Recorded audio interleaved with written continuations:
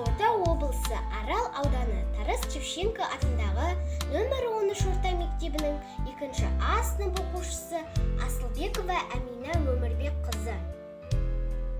Абай атамыздың 175 жылдық мерейтойына арналады. Жасымда ғылым бар деп ескермедім. Жасымда ғылым бар деп ескермедім. Пайдасын көре тұра тексермедім. Ер жеткен соң түспеді уысыма. Қолымды мезгілінен кеш сермедім. Болма құрым қалмағыма кім жазалы? Қолымды дөп сермесем өстермедім.